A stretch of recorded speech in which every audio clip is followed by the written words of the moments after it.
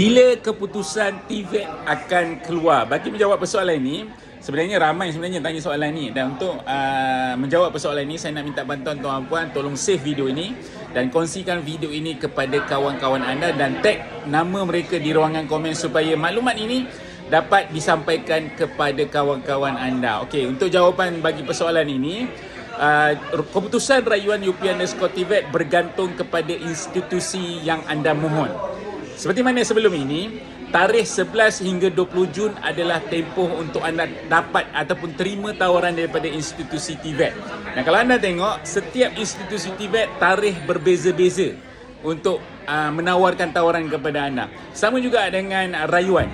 Rayuan bermula pada 23 Jun sehingga 16 Julai. Dalam tempoh 23 Jun sampai 16 Julai ini, anda akan mendapat jawapan daripada institusi yang anda mohon untuk rayuan. Dan ingat, untuk rayuan, sekiranya anda nak buat rayuan, jangan rayu ataupun jangan merayu program-program yang kapasitinya dah penuh, ataupun program-program yang anda dah memang tak layak. Contohnya, dia masih lagi status boleh dikatakan anda dah tak terima tawaran tu, anda jangan mohon. Kepada mereka yang masih calon mohon, anda boleh dikatakan secara automatik dibawa kepada rayuan untuk anda dapat tawaran program yang anda mohon. So kepada mereka yang masih lagi menantikan jawapan untuk rayuan, pastikan anda alert dekat email dan juga anda pastikan setiap hari, kalau boleh anda tengok dekat sistem UP_TVET.